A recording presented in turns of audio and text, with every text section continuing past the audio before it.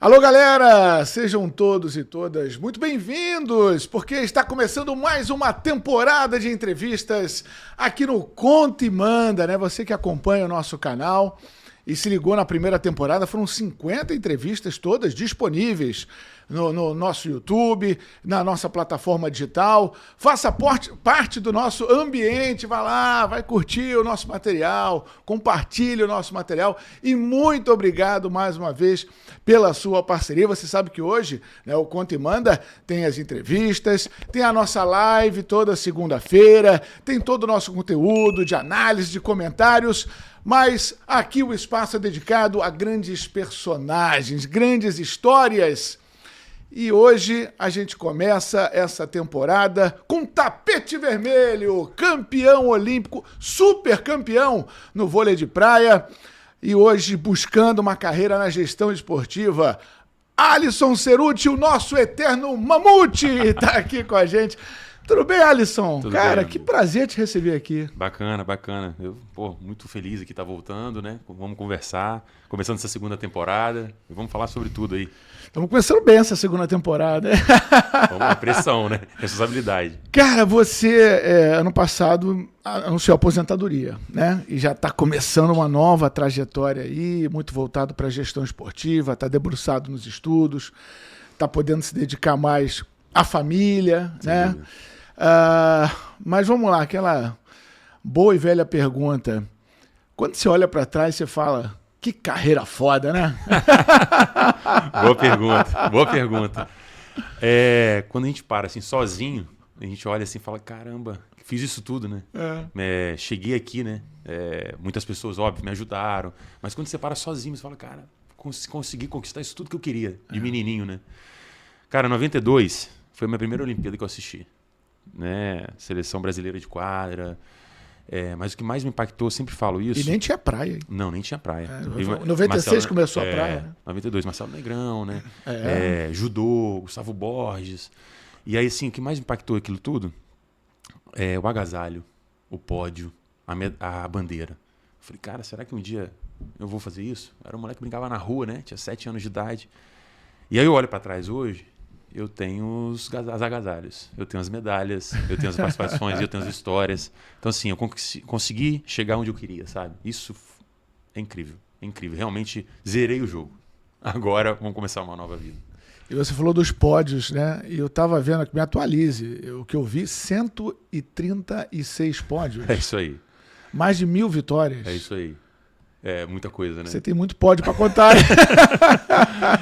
Pensando que cada torneio mais ou menos vai de 5 a 7 jogos, são muitos jogos, muitas viagens, muitas histórias, que às vezes você nem lembra, mas um amigo numa roda assim de amigos de vôlei fala, você lembra daquela viagem para a China, para a República Tcheca? Eu falei, caramba, eu não lembrava disso. Aí você vai lá no seu HD e você busca aquilo. Então, assim, isso que fica, as histórias, as experiências, e principalmente tentar trazer um pouco disso para o mundo atual, né? O mundo agora que eu estou fora das quadras, o mundo que eu posso ajudar para o esporte, o que eu posso levar, o que eu posso ajudar a evoluir o esporte, não só o vôlei de praia. Então é muito bom. É uma vida frenética, né, Alisson? Assim, de viagens. A gente recentemente conversou, inclusive, na CBN, né? E você, as viagens eu não sinto muita falta, não, né? Porque é uma rotina realmente impressionante, né? O circuito não para. Não para. É um dos circuitos mais agitados, né, do esporte mundial. E é mala do frio, mala do calor, mala do frio, mala do calor. E assim vai. Tem épocas assim que é engraçado isso, a gente conversava. De janeiro a dezembro a gente marcava o número de voos que a gente pegava. E além disso também tinha a questão a mala chegava em casa, saía a roupa suja, entrava a roupa nova. E tinha umas roupas que ficavam dobradas que você nem tocava. Então você fala, será que eu trouxe a calça? Será que eu trouxe uma roupa de frio? Então, assim, só tirava a roupa suja e botava a roupa limpa. Então, incrível isso, assim. Hoje em dia tem 2, 3 meses que eu não faço uma mala, parece que eu não sei fazer mais mala. Mas antigamente a minha vida era assim, uma necessaire, mala, roupa, viagem, avião, aeroporto. Os familiares e amigos, pô, você está viajando o mundo. Calma, cara, eu conheço aeroporto, eu conheço hotel. Isso. Conheço aeroporto, eu conheço hotel e eu conheço a arena. Então, assim, no caminho, a van passava, ali é o Kremlin. Ali é um espaço legal. Olha ali o Coliseu. Rápido, tira foto. Rápido, de dentro da van, quando parava Não, e quando parava no sinal que ficava bom. Aí tinha uma moto na frente, você tirava foto. Então, assim, por muitos anos foram assim. Muitos anos. Mas foi bom. No tempo livre, depois eu aprendi. Isso também é uma coisa que a experiência vai te dando, né? Jogando com atletas experientes. Então, a gente criou uma estratégia. Vamos supor, em 2010, quando eu fui jogar com o Emanuel, eu, Emanuel e Letícia Pessoa. Letícia multicampeã, Emanuel multicampeão e eu novinho. A gente criava umas estratégias. A gente saía do Brasil domingo, chegava no país na segunda. Para entrar no fuso na segunda tarde, a gente já fazia um turismo, um restaurante, um local. Aí na terça já treinava de manhã, quarta, aí quinta jogava de quinta a domingo. Para quê? Para dar valor um pouquinho do que você estava vivendo. Então isso eles me ensinaram que eu levei para frente. Então, tipo assim, em vez de chegar em cima do torneio, cara, custa nada, meio-dia aqui, vamos numa igreja, vamos no museu, vamos, sabe? Para dar valor. Porque a gente fica muito nessa batida, joga, viaja. Você acaba não dando valor. Tem épocas, Débora, que eu confundia o quarto do hotel. Nessa semana eu estava no quarto 432.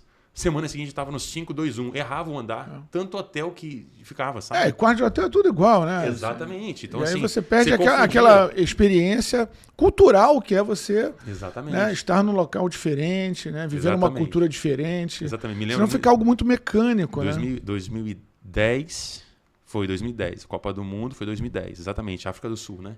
A gente estava na República Tcheca, na praça, num restaurante onde tinha aquela fanfest, que tinha aquele como é que se fala? A televisão gigante, né?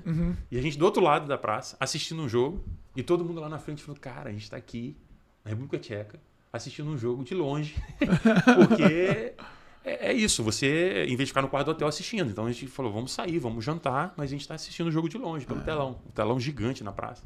Mas é isso, são experiências que você carrega pra vida. E você pegou já uma época do vôlei de praia, em que o vôlei de praia tinha invadido o mundo, né, cara? É impressionante. Porque, cara, década de 90, né? Eu lembro dos campeonatos mundiais em Copacabana, Anjinho Loyola, né? Cindy Smith, Randy Stockles. Exatamente. Né? E era praticamente um Brasil contra os Estados Unidos, sabe? E hoje em dia, cara... Hoje em dia é o mundo... O mundo, gente que não tem praia jogando vôlei pra caramba... Entendeu? Os noruegueses, suecos, alemães, poloneses. Cara, quebrou completamente as fronteiras do vôlei de praia. Completamente. Quando é que você... Assim, a que se deve esse crescimento do vôlei de praia, na tua opinião? Porque você já pegou né? Já. Olha, eu acredito muito o seguinte. A globalização ajudou muito. Então, assim, nós, Brasil e Estados Unidos, litoral, profissionais e atletas. Muitos. Só que isso começou a ficar muito grande, né? As pessoas começaram a vir para o Brasil para aprender. Então, assim, eu me lembro muito bem quando eu me mudei para o Rio de Janeiro em 2006. Poxa, Ipanema e Copacabana, o que tinha de gringo treinando e mão de obra brasileira. E aí eles vinham com os técnicos deles aprenderem com os técnicos brasileiros. E aí eles começaram a fazer esse intercâmbio. Levavam os técnicos brasileiros para lá e começavam o quê? Nas escolinhas, a metodologia, mudar o sistema de treinamento. Isso começou a se globalizar. O torneio, o circuito mundial começou a crescer muito. Poxa, eu peguei uma época que eu joguei 15 torneios no Mundial e 12 do Brasil. 27 finais de semana jogando, fora eventos de patrocínio de um ano que tem 50 finais de semana. Então, assim, mais da metade do ano fazendo eventos e jogando. Então, assim, isso cresceu, isso globalizou. Depois teve um movimento de jogar em lugares fechados, ginásios. E eles começaram a levar também, junto com isso, praças de voleibol sem ser na praia. Então, hoje, eu acho que a maioria dos torneios no Mundial, você não joga, às vezes, na praia. Sim. E o público começou a ter mais acesso, a ficar mais próximo. É um evento que, cara, tem muito rally, pessoas bonitas, atletas mais próximos das pessoas. O futebol tá lá longe. Você conseguir uma camisa, um autógrafo, tem que fazer uma força. O vôlei de praia, o cara sai da quadra e já dá autógrafo, muito parecido com tênis, mas mais próximo ainda, porque o caminho tem menos blindagem, acesso. A atmosfera é maravilhosa. A atmosfera de entretenimento, né? Não, em todas as Olimpíadas, eu falo assim, pô, eu quero fazer vôlei de praia porque é a arena mais bacana, mais animada, exatamente. Né? É o terceiro, quarto que mais vende. Perde por causa que um futebol cabe mais gente no estádio e também o Dream Team também do basquete leva todo mundo. Mas assim, um ginásio leva mais pessoas. Mas assim, o voleibol de praia, o entretenimento, então até que é separado sempre em 3 blocos, né? O bloco da manhã, tarde e noite.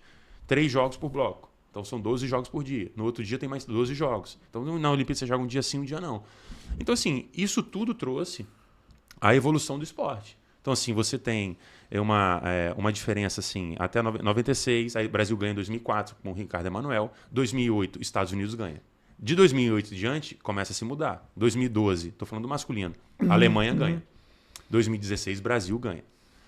Só que Brasil ganha. Brasil ganha. Brasil. Nós ganhamos. Aí, você e o Bruno. Aí depois de 2016, começa a ter o resultado. 2016, a final foi a gente contra a Itália. Pô, Itália? Nunca tivemos Itália. Primeira medalha olímpica da Itália no vôlei de praia.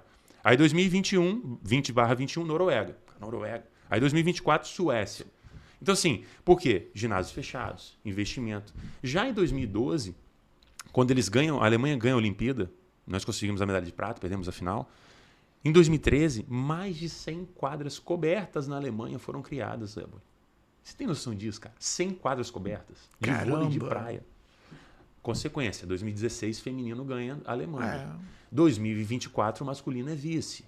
Então, assim, é um movimento a longo prazo, cara. Países muito organizados, dedicados à modalidade, massificam com muita facilidade e começam a produzir atletas. Exatamente. Né, e aí, existe um movimento hoje que você começa a olhar de fora, que é o quê? O que a gente vê muito nas cidades, que não são polos de vôlei de praia? Tipo assim, interior do Paraná, interior de Santa Catarina, Minas Gerais. O que acontece? Quadras fechadas de beach tênis. Que também tem vôlei de praia, que também tem futevôlei. Então, assim, começa a se criar ginásios. E isso daí vai ter uma consequência. Hoje o Brasil também está no mercado do beach tênis gigante. Sim. Gigante. Por quê? Você começa a dar acessibilidade às pessoas que estão longe da praia. Então, isso aí tem um movimento, cara, incrível. E o Brasil hoje, junto com os Estados Unidos, está tendo que se reinventar no sentido de voltar ao posto de primeiro. Porque os outros países vão ficar por anos, porque estão criando momentos, e assim, criaram já seus ídolos, campeões, e estão criando o pós, que é o mais importante do que criar o campeão, é criar o pós. Né? Outro dia, eu aproveitando a oportunidade, eu vi até o Bernardinho perguntando isso, né? Acho que foi pro Menigênio ou pro Gustavo, vocês precisam aproveitar a onda do Gustavo Kirten. E agora estão tentando, temos uma chance do João. Vamos lá. Então é exatamente isso, o Brasil tem que aproveitar esses momentos que está por cima e criar novos caminhos e novos ídolos, cara, porque não vai perpetuar para a vida toda. Assim, e o vôlei de praia, por uma questão óbvia, né, do litoral brasileiro, ele sempre ofereceu, né, a melhor condição do mundo para você ter um número enorme de praticantes. Exatamente. A gente tinha as referências, então agora é botar a galera para jogar vôlei de praia, mas na produção de atleta, como é que se dá esse processo hoje, na tua opinião? A produção de novos atletas, a gente está passando por um bom momento de renovação, porque é tirar da quantidade a qualidade, né? Diante dessa maior concorrência, né, do mundo todo praticando, que veio buscar aqui a nossa qualidade, que foi buscar nos Estados Unidos, onde surgiu a primeira grande liga, né, de vôlei de praia profissional, foi nos Estados Unidos, em que os atletas brasileiros, inclusive, iam para lá para tentar. Você recentemente viveu essa experiência também. Aí a gente construiu aqui uma liga muito forte também, o mundo veio aprender com a gente, se desenvolveu. E aí, nessa corrida, né, para seguir no topo, como é que, na tua opinião, está o processo de surgimento de novos talentos? A gente precisa separar em dois blocos. Atletas como eu foram criados na quadra. Como eu fui atleta, né, na época, eu fui criado na quadra e depois passei para areia. Então, assim, eu joguei vôlei de quadra, eu joguei jogos nacionais, eu cheguei numa seleção de base nacional e joguei Campeonato Paulista. Só que eu voltei para Vitória, onde era o berço do Loyola, e sempre gostei muito de estar na natureza, na praia. E eu falei, não, a primeira coisa é que não tem reserva, só fominha. Na quadra tem que ficar, às vezes, amizade com o levantador para botar a bola para mim. Então, é isso? Tem que fazer amizade com o levantador, né? Tem, cara. Tá bom. Poxa. Tá bom. Né? Então, assim, tem que ter uma amizadezinha para receber mais bola, né? Ali, para conseguir aparecer mais. Vou falar isso para minha filha, Viu, Carol? Aproveita essa dica. Mas, assim, e aí eu tive essa oportunidade. Hoje, os atletas já são criados na base do vôlei de praia e na base do vôlei de quadra. Então, assim, você já tem atletas se formando desde o início já. Mas o que acontecia antigamente que era bacana, assim, atletas como eu, 2,3 metros, já era grande, gigante. Mas tinha atletas de 1,96, 1,98, que ficava 1,94, que ficava baixo na quadra e já ia para a praia. Então, ele já fazia essa transição. Hoje, você já é criado na praia. Então, assim, a quadra hoje, ela globalizou no sentido assim, ela tem a Superliga, que é um evento do Brasil, uma liga brasileira, e ela tem já a Superliga B. Então, às vezes, o vôlei de praia tem que competir com atletas que estão na Superliga B. Porque, às vezes, ficam jogando em times que para jogar em outro de nível mais fraco, mas estão jogando na quadra. Então a gente tem que dividir atletas. E antigamente também a gente pegava atletas do basquete. O voleibol estava muito forte. Então, assim, hoje a base está sendo muito bem feita, principalmente depois de 2020 ali, começou. Falo isso até mesmo porque o campeão olímpico, meu técnico, Brachola, entrou na Confederação Brasileira, está olhando com os outros olhos para a base. Vamos ter resultados já futuramente, né? A gente tem atletas mais jovens chegando, mas é um trabalho a longo prazo. É um trabalho que demora, que demanda tempo, né? Não é para amanhã, não é amanhã. Então, você criar um atleta, eu posso falar isso da própria pele. Eu estava assistindo em 2004 Ricardo e Emanuel serem campeões olímpicos, eu estava dentro da academia. Em 2012, 8 anos depois, eu estava jogando uma final olímpica com o Emanuel. Você sabe onde é que eu estava nesse dia? Na arena. Narrando o último ponto. Então... Ricardo e Emanuel. Olha aí. Narrei o último ponto. Que isso, cara. Na cobertura. Eu lembro assim, a academia eu não sou narrador, mas tive que dar uma narrador porque eu estava fazendo a cobertura como repórter. Nossa, experiência. E entrei ao vivo para fazer o desfecho do jogo e acabei pegando a narração para mim. Eu lembro que eu estava na academia. Abusado. Todo mundo parou para olhar aquela televisão e eu falei, caramba, e as pessoas falam assim, futuramente é você, gente, tão longe, né? Tão longe. Então, assim, um atleta hoje, para ele se forjar, desde a primeira ali, aprender a andar na areia, cara, tem um estudo que é de 6 a 8 anos, cara. Né? Não alto nível, aprender. Uns chegam mais rápido, óbvio, mas outros chegam mais...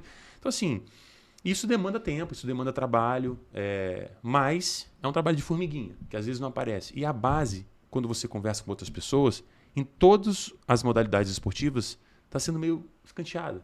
Que é resultado rápido, o imediatismo do brasileiro. E depois foi sorte, né? Depois foi sorte. Então, por isso você vê muitos projetos que trabalham com base, que vem sempre chegando. Chega aqui... Sai um atleta, chega outro atleta, né? Você vê esportes que se perpetuam aí, cara, e outros esportes que estão sofrendo porque não aproveitaram a oportunidade. Então, assim, a natação está sofrendo um pouco, né?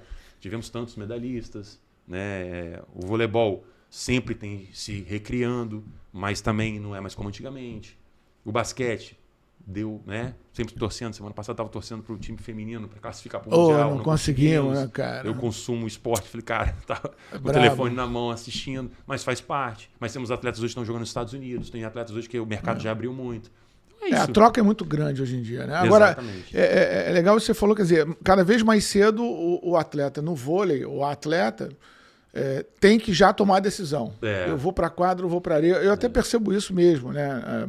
Hoje, vivendo o ambiente de produção de atleta com a minha filha, que joga no Sub-17, eu vejo muitas meninas já com essa dúvida.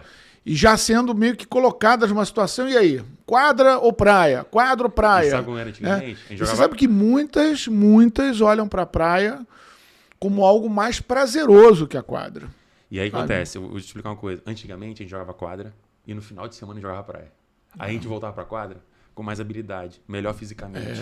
Alguns técnicos na quadra não gostavam, porque não, vocês estão aí na praia, vão se lesionar. Pelo contrário, hoje existem estudos que a caixa de areia ajuda muito mais a resistência. Muito mais. Eu lembro, cara, quando eu era menino, assim, 17, 18 anos, quando eu ia jogar um voleibol de quadra, eu jogava 5 sets e parava. E a galera...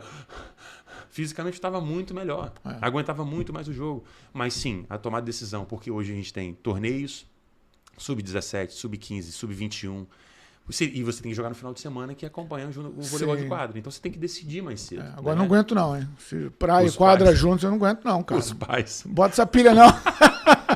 Aí é com os pais. Mas é impressionante mesmo, né? Porque você tem hoje um calendário fácil a ser oferecido para os meninos e meninas e realmente me chama a atenção. Como muitos acabam olhando para a praia como algo mais suave, mais leve, onde consegue ter um pouco mais de prazer. Eu não sei se é a coisa da independência, né? Você se torna independente muito mais cedo. Exatamente. Muito mais, você tem que resolver a sua tomada de decisão. Mas tem que ser igualmente comprometido, né? Porque você está jogando ali, tem uma dupla, você tem que ter um comprometimento. Sem comprometimento, né, Alisson? Não vai a lugar nenhum, né? Lugar nenhum. Não vai a lugar nenhum. Você pode falar resiliência, abdicar de um monte de coisa, não tem jeito. Eu gostava muito de jogar vôlei de quadra, por estar com meus amigos, o grupo era maior, o jogo era mais longo. Mas o voleibol de praia, como eu te falei, eu era fominha. Eu não tinha reserva. Então, se eu perdia a partida, eu ia para esperar a famosa de bye, tava eu e meu parceiro. Falei, vamos ganhar a próxima. Ou troca de parceiro ali, vai jogar. Eu queria estar sempre tocando na bola, jogando, sacando, bloqueando. Então, assim, e outra coisa, cada hora eu tava numa praia diferente, numa praça diferente. O voleibol de quadra, às vezes, você fecha uma temporada, você vai morar num país, aí legal o país, mas você não conhece o país porque você tem que jogar em outros lugares. Então, assim, o voleibol de praia, ele me trouxe essa dinâmica muito melhor. E você ganhou o apelido de mamute não à toa, né? Mas é um doce mamute, né? Tranquilo. Muito mais tranquilo hoje em dia.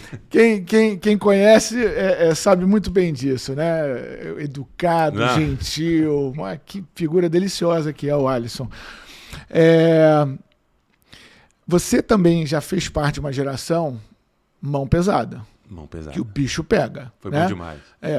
Uma evolução natural do vôlei que sai de um ambiente muito técnico para, como todas as modalidades, né, ganham a força física. Bom demais. Né? Como administrar isso no vôlei de praia? Porque às vezes a gente pensa assim, são só 2 na quadra, tem que cobrir a quadra toda. Às vezes tão mais simples, só deslocar, tirar. Mas não, a preferência hoje parece ser ainda pela pancada. Sem dúvida. Né? Sem dúvida. Por que sem dúvida, Mamute? Vamos lá. Quando eu comecei no vôlei de praia, tinham 5 jogadores acima de 2 metros. Sabe? 2 brasileiros, um americano, um alemão. Hoje, todos os times têm um jogador acima de 2 metros. A força física hoje mudou muito. O jogo mudou muito. Então, assim, é um jogo que hoje dura 35 minutos. Antigamente chegou a 54, 1h05. Caramba! Então, assim, é muito mais força física. Então, assim, as regras mudaram. Hoje o toque está mais liberado. Antigamente só tocava quem sabia tocar. A bola não podia rodar nada. Hoje não. Você vê cada toque que roda parece um bambolê, parece um... Né? Aliás, o vôlei afrouxou pra caramba, né? O vôlei foi o esporte que mais se adaptou à televisão. Mas tá... Eu posso te falar... Mas tem jogado no vôlei, parece handball já, hein? Não. Tô ficando incomodado com isso. O vôlei de quadra, então, teve até um movimento agora que vai voltar, né? Vai acabar com isso, que é o toque-ataque. Você ataca de toque. Então você perde um atleta que não sabe fazer, ele faz. Então você perde o treinamento, o cara que, poxa, isso não existe. E no vôlei de praia também se liberou muito, porque ficou uma coisa, tem que acelerar por causa da televisão, mas se perde a qualidade. Então, assim, antigamente sabia fazer o fundamento quem sabia. Hoje em dia, se eu treinar ali 2 dias, eu vou dar um toque. Tipo assim, vai ser liberado, cada um faz do seu jeito. E eu fui muito privilegiado. A minha geração de 82 a 87 foi muito... Até 90 foi muito privilegiado de pegar os dinossauros. Eu falo dinossauros com carinho. Sim. Né? Eu joguei contra Franco, Roberto Lopes, Paulo Emílio, Paulão, no final de carreira. Desculpa se eu vou esquecer alguém, mas assim, assim, os caras, sei lá, Garrido eu peguei no final. Ricardo Emanuel. Ricardo Emanuel, cara, a minha final da Copa do Mundo em 2011, eu estava no lugar onde eu mais almejei estar e muita gente gostaria de estar no meu lugar. Eu joguei com o Emanuel uma final de Copa do Mundo contra Ricardo e Márcio. Sim. Então, assim, os caras com 38, 39 anos, os dinossauros, e eu de 25, cara.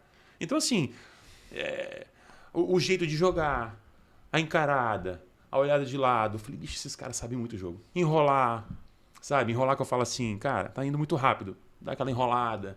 Isso tudo, cara, faz parte do game. E eu vejo hoje uma aceleração, uma coisa, afobação. E os caras, calma. Segura aqui.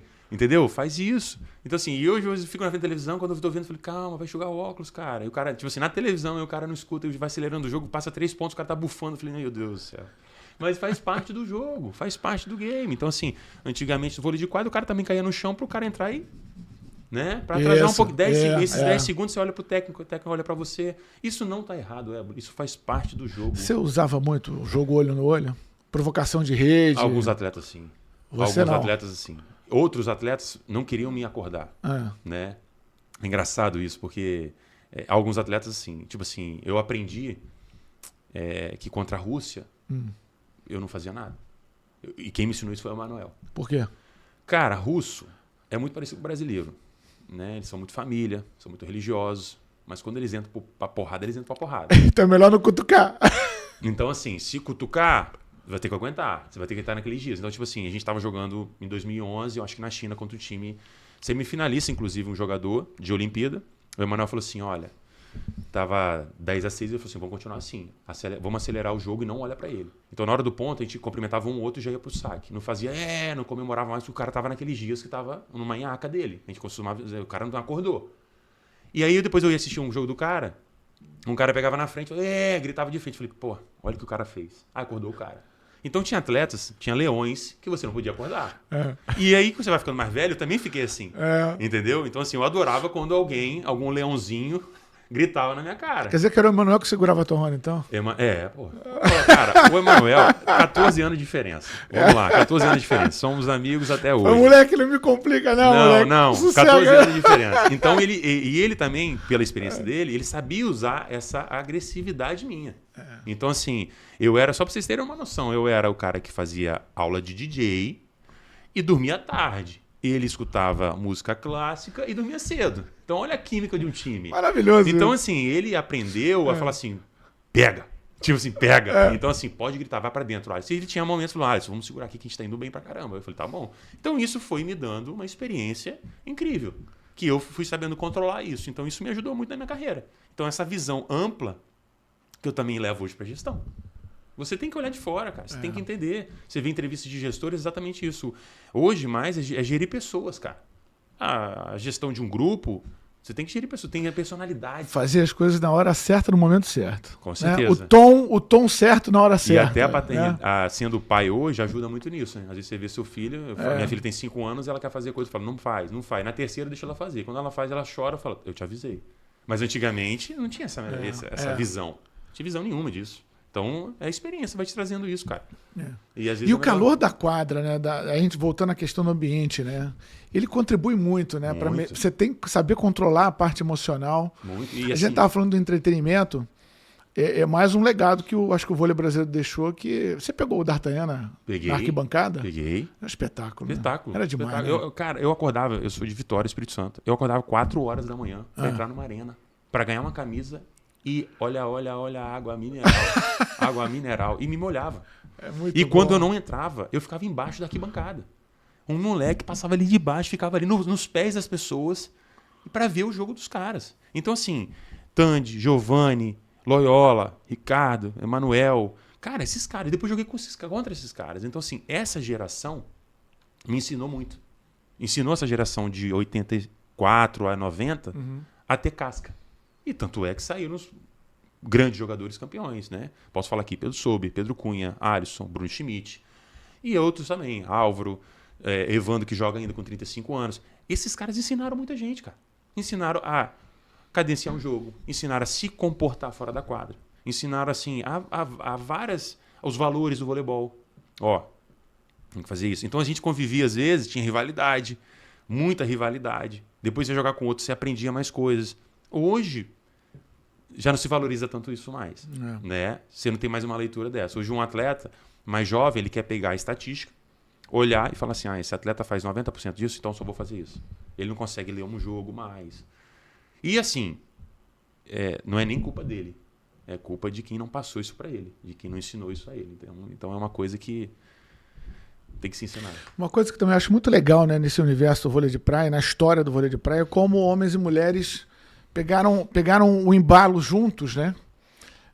A primeira grande momento do vôlei de praia, assim, no holofote internacional, olímpico, foi feminino, né? É um dos esportes. 96, né? Aquela final entre Jaqueline e Sandra, Mônica e Adriana, ouro e prata, foi um negócio incrível. É um dos esportes que a gente costuma sempre falar, que mais tem igualdade, cara, da premiação. Brigaram por isso. Antigamente não tinha premiação igual. Né? Hoje em dia as meninas conseguiram sempre assim, ou nos últimos anos, antigamente como uma jogadora engravidava, assim, geria um filho, ela perdia os pontos. Hoje não, ela congela os pontos. Pontos que eu falo assim, se ela tem 1000 pontos, ela perde, eu acho que 20%, ou senão ela fica com todo. Então isso é uma igualdade, cara. Isso é um valor, entendeu? Para a mulher. Hoje ela pode jogar de short se ela quiser, não precisa jogar só de suquine. Então assim, é um esporte que abraça muito. Entendeu? Então eu acho que por isso que as pessoas gostam também, se identificam muito com o esporte, né? E a gente deve muito a essas pessoas também, né? Que saíram do Brasil. A Jaque, né? O que fez o papel da Jaque. Exatamente. Cara, essa geração de 96, ela foi premiada em 96, mas ela começou antes. Sim. Né? Então assim, elas saíram do Brasil com a mochila nas costas, só ela e a parceira, sem falar inglês, ir lá para fora, não tinha telefone, ficava 2 meses fora de casa. Atrás de um sonho. E se hoje o esporte chegou nesse patamar, são essas pessoas que ajudaram a chegar. E a gente tem que valorizar a história. Esse é um dos pilares que eu sempre falo, assim, alta performance, entretenimento e base. Mas isso tudo está englobado principalmente ao passado. Se você não valorizar o passado, se você não valorizar a sua história, você não consegue olhar para frente. Essa é a minha opinião. É uma coisa que eu sempre gostei de deixar bem claro, até como atleta, na minha época de atleta. Então, assim, em 2009, eu gosto de trazer essas experiências e falar as datas. Eu estava na Rússia, jogando um torneio, e quem estava lá era o Randy Stockless. E o Arley estava comigo, o Emanuel na roda, eles cumprimentaram e eu não conhecia pessoalmente. Aí ele falou, sabe quem é esse cara? Eu falei assim, fala pra mim quem é esse cara, baixinho. Aí ele falou assim, esse cara aqui foi um dos caras que mais ganhou. Aí ele olhou pra mim, gigantão que nem eu, fortão, assim, eu era mais novo. Falou assim, e aí, tudo bem, moleque? Eu, tudo bem, apertou minha mão igual um alicate. Tudo no tamanho da mão do cara. Era um cavalo. Era um cavalo. Me cumprimentou e falou assim, eu tô dando um camp aqui na Rússia e tal, não sei o quê. E por incrível que pareça, o mundo deu voltas.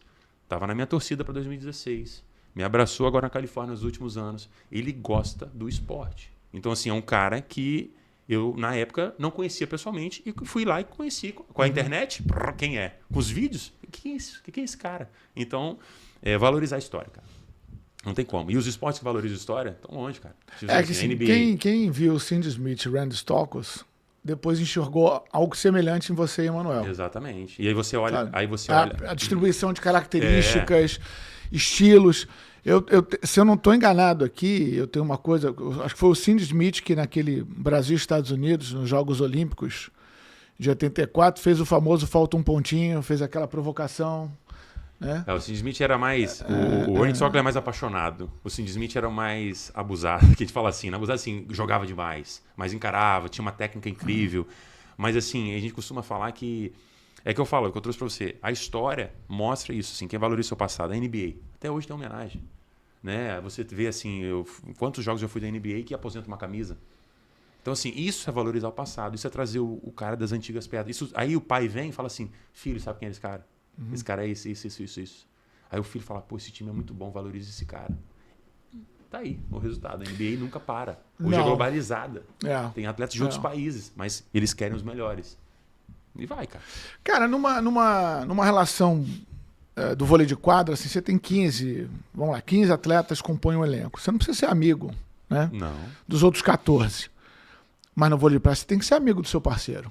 Você tem que... Um dos grandes segredos do vôlei de praia é se adaptar mais rápido ao ambiente que você está. Então, assim, eu te falei aqui, te trouxe um dado. 14 anos mais novo que o Emanuel. A gente teve que aprender O Emanuel vinha de 8 anos com o Ricardo, dois ciclos olímpicos, 2 medalhas olímpicas, aonde ele já jogava com o Ricardo no modo automático. Nem se falavam. Em 2010, a gente começa uma parceria onde ele tem que liderar um garoto de 14 anos mais novo, que faz aula de DJ, de música eletrônica, e eu dormia mais tarde. Como que eu lidero esse cara? E eu também, como que em alguns momentos na quadra eu vou puxar um cara que eu sempre acordei cedo na arena para assistir? Então houve essa química. E isso tem muito no vôlei de praia, se adaptar ao ambiente. Isso é um dos segredos. Então assim, a gente joga bem, você joga numa posição da quadra, eu jogo outra, você é um defensor, sou bloqueador, mas poxa, eu sou um cara, não sou simpático. Você tem que se adaptar, cara. Gosto de sair para jantar. Mas não é uma química fácil, né? Não é. A gente também vive um período de muita rotatividade entre as duplas, né? Existe um momento que você tem que passar por turbulência, cara. E a gente, tipo assim, é uma sociedade, eu costumo dizer. Não falo nem casamento, é uma sociedade com o mesmo objetivo. Como é uma sociedade de empresa, é uma sociedade de tudo que você tem na vida.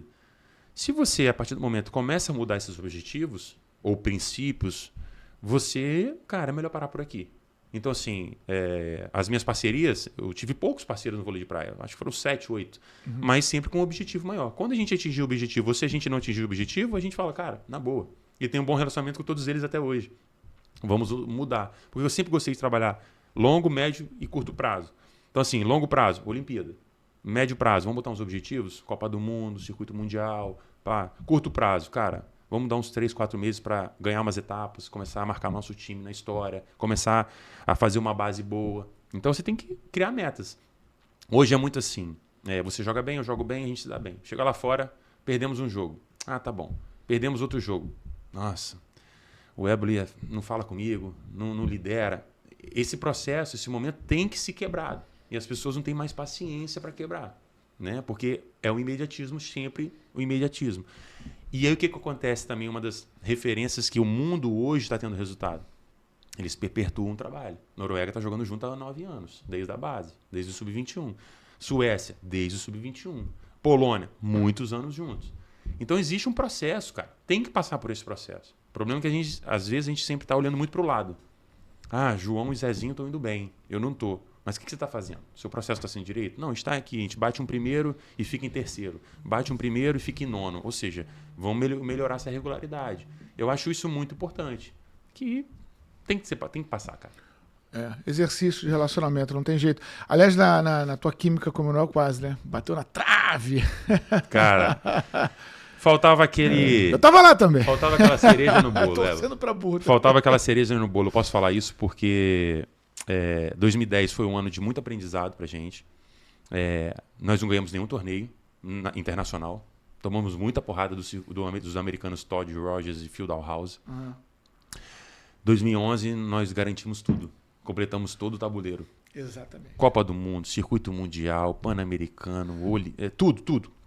O brasileiro, melhor jogador, melhor bloqueio, melhor... Emanuel, com 39 anos, 40, ganhando tudo. Chegamos em 2012.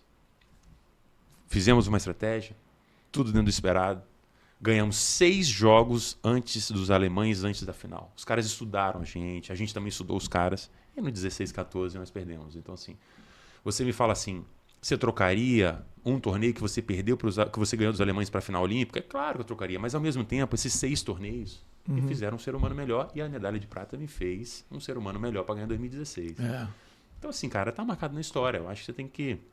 Faltou isso pra gente, mas essa medalha de prata, ela foi muito, muito valorizada também, cara. Muito valorizada. Muito. Eu costumo falar que não sei se eu teria cabeça para com 25 anos ou 26 anos sendo campeão olímpico para fazer um trajeto novo para 2026, não. Não sei. 26 anos? Campeão olímpico em Londres, ganhando tudo? Será que eu teria humildade? Não sei. Não sei, você acha que chegaria diferente para 2016? Eu acho, cara. Eu acho 16 que... diferente, diferente para pior. Eu acho que eu teria errado. Não ia segurar a onda? Não. Eu acho que eu teria errado. Eu acho que eu teria errado... no ego do atleta, na soberba, imagina. Eu não sei se eu teria estômago para passar o caminho que eu passei para 2016, operar um joelho, sabe, operar joelho e apêndice, de classificar. Pô, sou campeão olímpico. Eu não sei. Como você falou, você já estava grandão, né? Você chegou já na Olimpíada grandão, exatamente, né? 26 anos. E eu acho não, tenho certeza, a medalha de prata, ela me ensinou muito isso. A olhar para dentro de mim e falar assim, cara, o que eu posso fazer diferente, né? O que eu posso trazer diferente? Cara, me tira essa dúvida. O que é melhor? Ganhar um terceiro ou perder o ouro? Para a sensação do atleta, o que fica de... Demora muito a digerir a perda do ouro e aí e a conquista do bronze, ela acaba sendo mais prazerosa do que a prata, só depois que você entende o valor da prata. Isso é um dilema, isso é um baita dilema que eu nunca cheguei a uma conclusão na cabeça do atleta. Eu vou te trazer 2 experiências. Se você buscar hoje, quem está assistindo a gente aqui, uma foto minha do pódio olímpico de 2012, todo mundo está feliz e eu estou chorando. Em 2012. O medalhista de bronze, o time da Latte vai estar contente. O medalhista de ouro nem precisa falar, e o medalhista de prata está chorando que sou eu. O Emanuel estava segurando a experiência dele ali. E agora, no final de carreira, eu vi que como é legal nos Estados Unidos não ter disputa terceiro e quarto. Você chegou na semifinal, você está em terceiro. Então, assim, mas sem dúvida nenhuma, você ter uma medalha olímpica é incrível. Assim, você perder uma medalha de ouro e conseguir uma medalha de prata tem o seu valor, você chegou numa final olímpica. Mas também você ganhar uma de bronze. Então, assim, você está no pódio, né? Cara, é difícil falar, mas eu acho Você já parou algumas vezes para analisar a final? Eu nunca assisti o jogo, cara. Bloqueou? Bloqueei. Eu nunca assisti o jogo. Nunca viu? Nunca vi o jogo. Nunca? Nunca. Eu te garanto. Sério? Isso. Sério. Nunca assisti o jogo. Eu levo isso para minhas palestras. Eu nunca tive coragem. Mas é com medo que de não voltar a dormir? É medo de quebrar a televisão. Cara, nosso time era muito bom, cara. Nosso time era muito bom, a gente estava jogando bem. Sei lá, eu lembro de algumas cenas só. Tipo assim, na minha palestra eu levo o último ponto. Eu levo o último ponto, que foi duvidoso, levo o último ponto com um zoom. Eu sei o que aconteceu no último ponto. Que foi decisivo, que a bola foi fora ou dentro, e a bola foi dentro. No zoom dá pra ver. O juiz tinha que descer, isso é uma regra. Ele ficou em dúvida. As minhas 2 finais olímpicas foram em dúvida. Né? A final de 2012 foi dentro ou fora, e a final de 2016 eu estava no bloqueio, o jogador ataca e faz 2 toques. Então eu sabia que tinha acontecido, mas ainda bem que o juiz viu na hora. Então assim, eu acho que por isso começou o videocheck. Né? O Alisson foi culpado disso tudo. Mas eu nunca assisti. Nunca tive coragem. Nunca mesmo. Talvez um dia aí eu vou ter coragem. Eu nunca perguntei ao Manuel e a Letícia se assistiram, mas eu nunca tive coragem. 14 anos depois, se eu te oferecer a final aqui pra não quer. Não. Vamos ver outros jogos. Vamos ver a sessão da tarde. Cara, eu assisto 7-1 do Brasil contra a Alemanha, mas não assisto esse jogo. Lógico, você não tava lá, então pronto. Não assisto. Não assisto. Dói mais em quem apanha, porra. Dói muito, cara. Dói muito. Ficou muito marcado pra mim. Muito marcado. Muito marcado. Pra mim, é uma coisa que ficou marcado. Tá curado, óbvio, assim, no sentido assim, poxa, tanto é que o que eu fiz pessoalmente pra chegar em 2016. 16 curou, né? Imagino eu. Aí você vira a chave. Tanto é que mas eu não precisa relembrar falo, aquela. Curou, mas não preciso rever, né? Tanto é que eu sempre falo isso. Na hora da apresentação da final, Éboli, em 2016, 4 atletas perfilados embaixo da arena. Número 1 da Itália, número 2 da Itália, número 1 do Brasil, eu, e número 2, Bruno. Na hora que a gente tá para entrar, eu me lembro muito da cena do Romário na final de 94, quando o Baggio olha para ele, né? E ele tá concentrado. Isso depois, óbvio. Mas assim, eu entro totalmente concentrado. A única coisa que eu lembro, eu falei assim, quando a gente chegou do aquecimento, tava entrando, eu falei assim, 4 anos atrás eu era o único atleta que estava aqui dentro nessa quadra final. Os outros atletas, os alemães não jogam mais, o Emanuel não joga mais, eu tô aqui. Se aposentaram, eu tô aqui. De hoje não passa. E o jogo começou 5-1 para a Itália. Então assim, eu estava muito concentrado. Não foi soberba, não foi nada, foi confiança. Falei, de hoje não passa. 00:30, eu nunca joguei nesse horário na minha vida, nunca joguei nesse horário na vida com chuva, mas eu estava muito confiante no meu time, confiante no momento, confiante. Mas se eu tivesse perdido, não quero nem pensar nisso. Eu estava muito confiante no que a gente estava vivendo, no voleibol que a gente estava proporcionando, jogando, fluindo. E a medalha de prata me trouxe isso, cara. Por isso que eu te falo, ela me trouxe muita coisa. Um ser humano melhor, um atleta melhor. É você chegar no pico do Everest e falar assim, cara, eu não consegui botar a bandeira. Eu vou ter que voltar tudo de novo. Eu voltei tudo de novo. Com um novo projeto, com uma nova história. Com tudo que eu passei. Mas consegui. Então, assim, foi muito gratificante. Por isso que eu falo, a medalha de prata, ela me ensinou os caminhos, cara. Então, você voltou para fazer tudo de novo e viver um cenário dos sonhos para qualquer atleta. Que é conquistar uma medalha de ouro no seu país, numa arena, numa praia histórica para o vôlei de praia brasileiro, mundial, sim, Copacabana. Sim. Aí, cara, então cura tudo. Esse pacote aí, esse cenário, então, cura tudo, né? Ele cura. Levanta até defunto, né, exatamente, cara? Exatamente. Então, assim, foram 7 modalidades nos Jogos Olímpicos 2016 que tiveram esse prazer. Uhum. E você falando, voleibol de praia, Maracanã, é o Maracanã do vôlei de praia. Onde a cada 20 metros tem um poste de vôlei de praia. Onde todo mundo fala vôlei de praia, vem pro Brasil aprender a jogar vôlei de praia em Copacabana. Ipanema e tudo. Então, assim, onde em 2006 foi a minha cidade de 2006 a 2013, onde eu escolhi para morar e a crescer como atleta. Uma reprodução de arena que realmente fez a gente voltar no tempo. Voltar no tempo. Né? Né? De Anjinho, Loyola tudo, e companhia, tudo. Então, tudo. Olha a quantidade de resgates. Tudo. Muitas almas, muitas emoções, muita energia, cara. A energia das pessoas era muito forte. Por vários momentos. Eu vou falar assim, como atleta, todos os atletas do mundo do voleibol ali falam, cara, 2 garotos de 30 anos tendo uma oportunidade de representar o nosso esporte dentro de casa. Povo brasileiro passando tudo que estava passando em 2016. Impeachment, desvio de verba, as notícias que saíam por causa dos Jogos Olímpicos, né? Essas coisas. Problemas financeiros no Brasil, as pessoas desempregadas olhando pra gente e falando, vocês são a solução. Então, muita energia diferente, energia forte, emotiva. Então, cara, 4 anos depois de ser vice-olímpico. Cara, foi uma bomba de energia que, assim, eu não consigo descrever, mas que foi muito emocionante porque as pessoas acreditavam muito na gente. E, mais uma vez, a gente chegou como favorito, time 1 do mundo. Perdemos um jogo na chave, demos a volta ao mundo, ganhamos de times incríveis. E nós conseguimos, cara. Então, assim, ficou marcado na história. No dia seguinte, o voleibol de quadra ganha. E 2 dias depois, o futebol ganha, vingando a Alemanha. Então, assim, cara, o roteiro para uma boa produção de um filme ou seriado tá aí. Então, assim, foi incrível. Que chuva, Você meu tem noção? Deus do céu, eu fui dormir cara. 2 dias depois, cara. Nós saímos, o jogo acabou 1h30 da manhã. Essa é aquela insônia boa, né? Não, 2 dias depois. Então, assim, foi assim. Chegamos, fizemos a entrevista coletiva, fizemos o exame antidoping, porque a gente não conseguia fazer o exame antidoping. Fizemos a primeira entrevista coletiva, exame antidoping. Chegamos numa festa que a família fez 3 horas da manhã e todo mundo já tinha ido embora.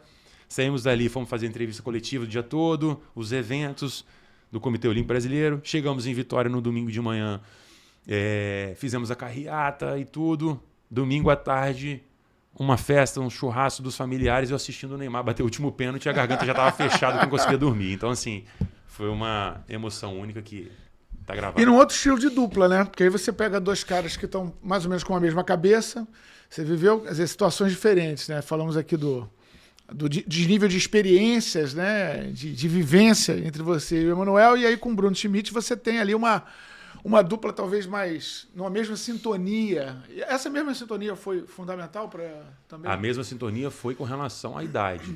Né? Mas a gente também é muito diferente. O Bruno é um cara muito mais pacato, tranquilão, assim, também junto com o Emanuel, mas assim, mais no canto dele, mais introvertido, inteligente demais, sabia, diferenciado. 1,85, campeão olímpico diferenciado. E não tinha tanta experiência olímpica, mas tinha uma experiência de vivência de mundial, mas não como um favorito.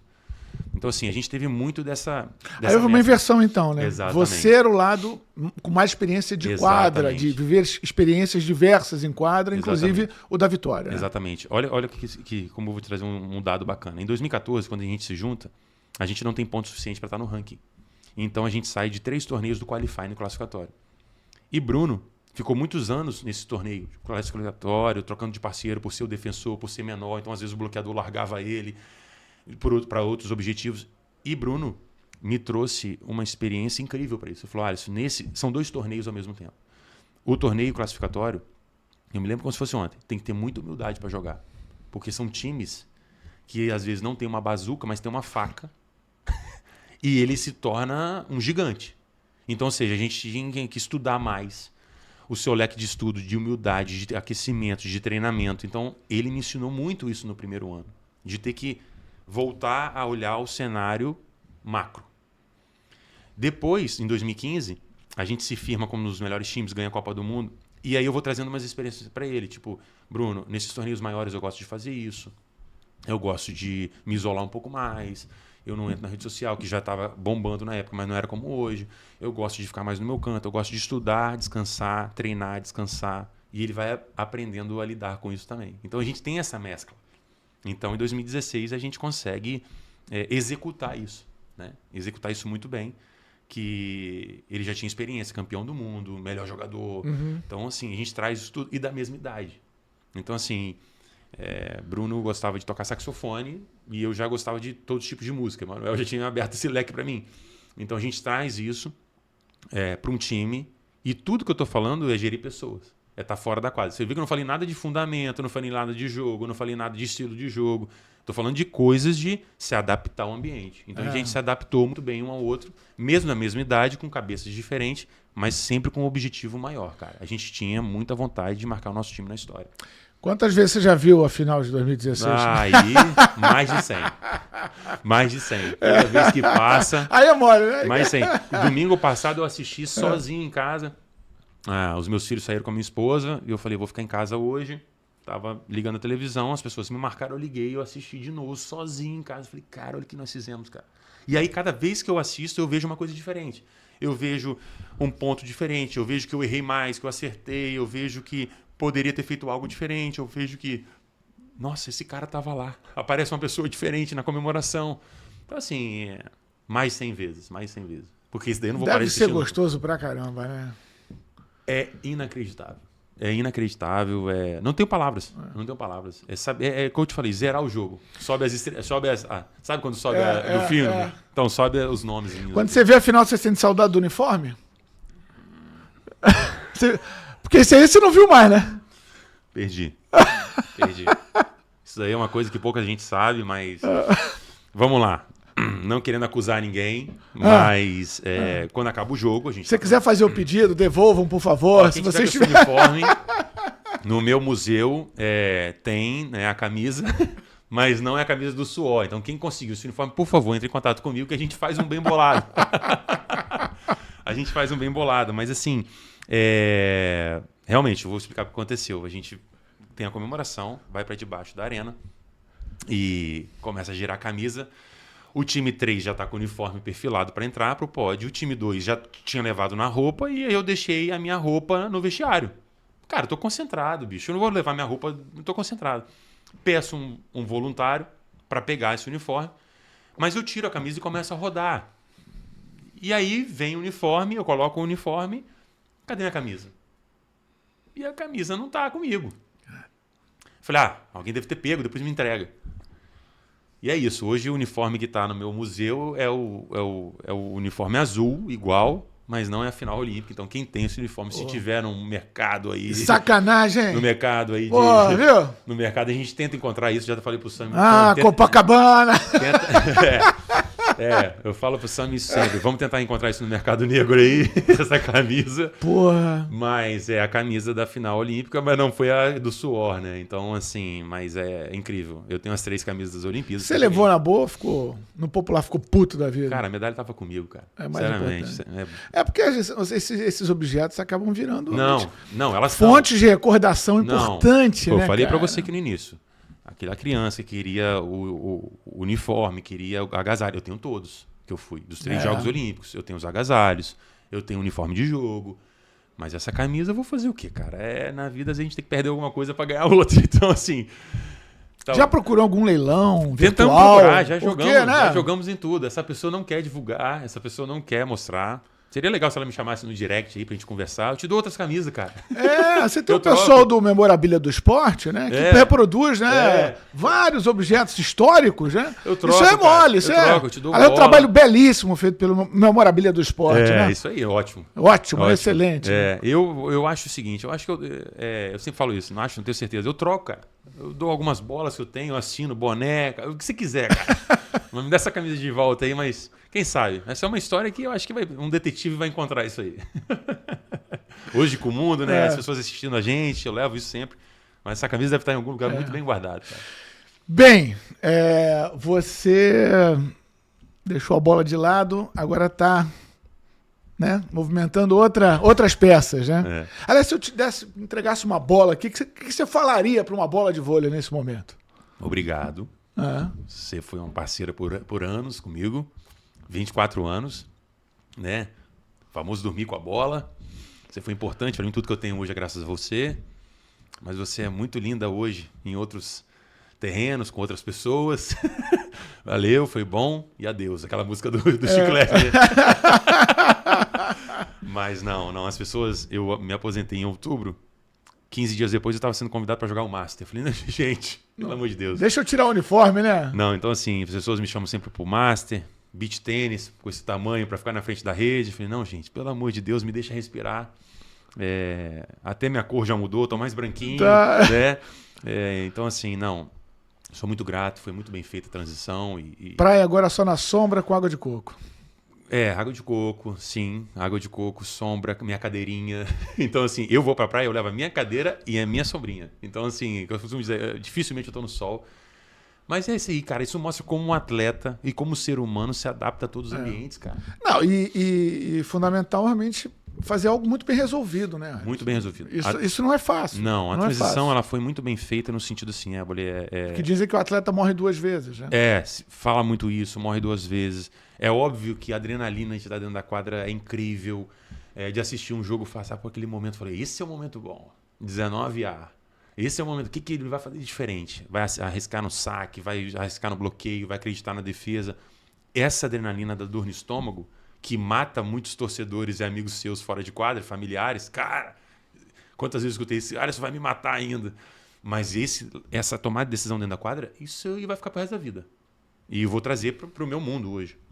Mas, como a gente trouxe no início da conversa, é abdicar de muita coisa que valeu a pena. Agora vamos fazer outra coisa da vida. Então, tipo assim... E outra coisa é continuar no esporte. Gosto mas com uma outra ótica, a ótica da gestão, você está estudando para isso. Por quê?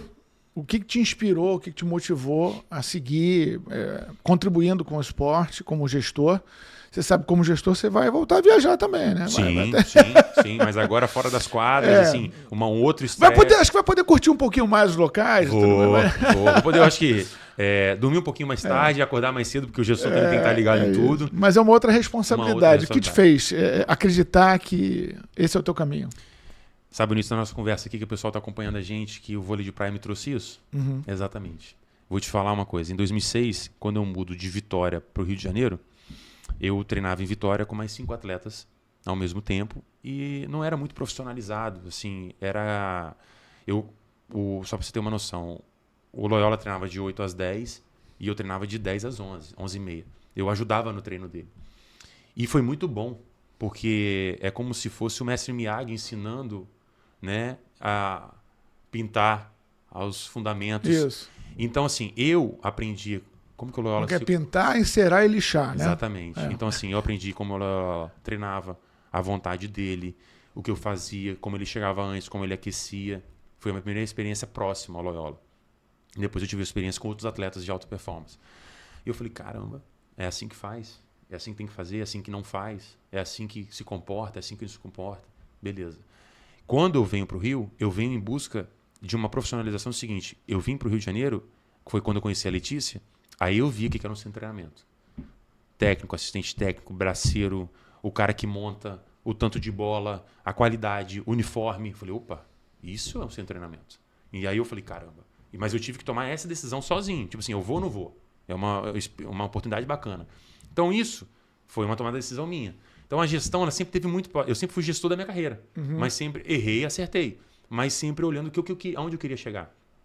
Passaram-se os anos. 2013 a gente encerra a parceria, eu e o Emanuel. 2014 eu volto para a Vitória.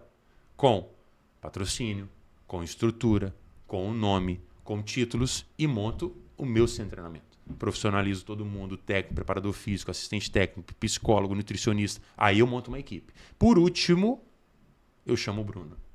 Aí o Bruno aceita o projeto para 2016. Então assim, por quê? Porque eu montei uma equipe que acreditava no potencial.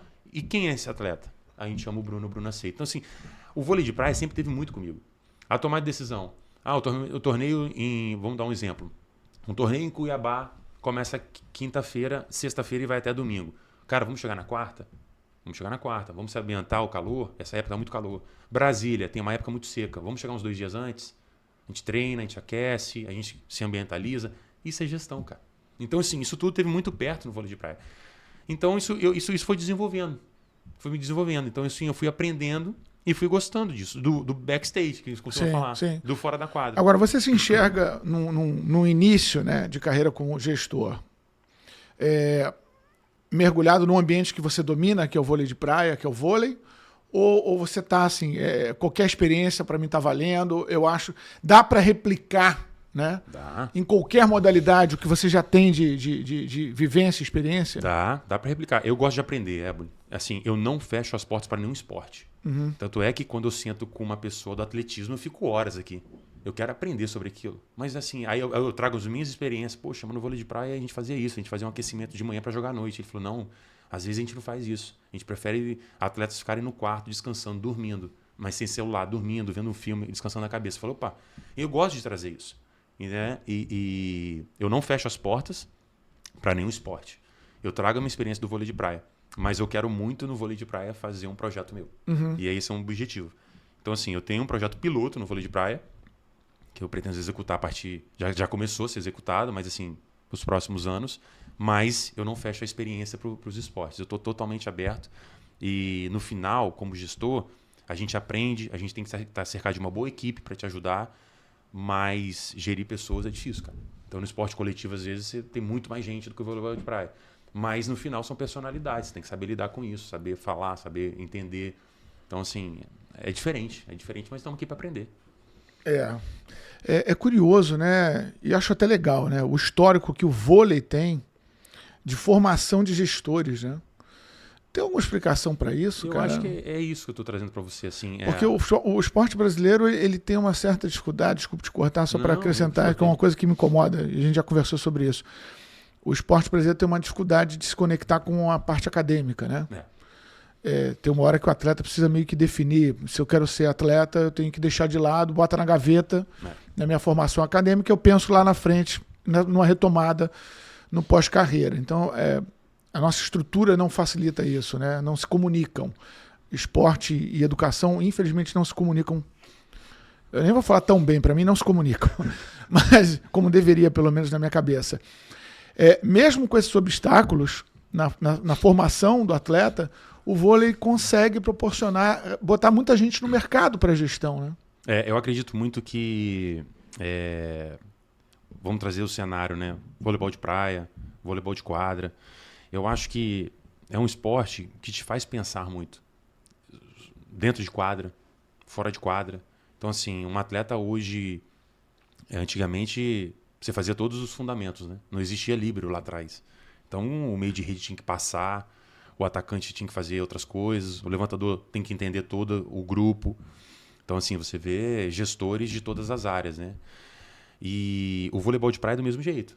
A gente compra a nossa passagem desde novo, a gente faz a nossa programação junto com o técnico, a gente faz o treinamento, a gente escolhe o torneio, a gente faz a nossa programação. Isso se desenvolve muito cedo. E está em evolução no esporte, como qualquer um, mas no vôlei de quadra, vôlei de praia, te faz sair da zona de conforto. Então, assim, você tem que gostar disso. O voleibol de quadra, você tem um grupo maior. No voleibol de praia, você tem 2 jogadores, mas você tem um grupo por trás de você todinho ali, 16 pessoas. Então, você tem que saber gerir isso. Então, assim, eu tenho histórias nos meus ciclos olímpicos, mas 2016, que chegaram para mim depois, porque não deixaram chegar, que eu tinha que estar concentrado nos Jogos Olímpicos. Coisas de backstage, de equipe e tudo. Então, assim, o voleibol, eu acho que, coincidentemente, te ensina isso. E é gostoso, cara. É gostoso porque você tem que aprender a se relacionar, você tem que aprender a estudar o ser humano. Então, assim, é muito fácil. Hoje é muito fácil quando a gente fala assim, essa geração mais nova é assim. É assim? É uma resposta exata e pronto? Por que é assim? Vamos estudar, vamos entender, vamos aprender. Eu acho que existe ser humano. Óbvio, todo ser humano é diferente um do outro, mas é muito fácil assim. Essa geração não aguenta a porrada antigamente. Mas antigamente, vamos ser sinceros, cara, que esses caras treinavam antigamente, na geração do Bebeto, do Xandó, Cara, os caras treinavam 8, 10 horas mesmo, num tênis rainha dessa finura, no chão duro. Ninguém aguenta mais. Aí beleza, aí veio a geração 2000, 2004, que esses caras treinavam com o Bernardinho. Um exemplo disso, cara, o Bernardo e o Zé Roberto, como eles vêm se adaptando às gerações e estando entre os melhores.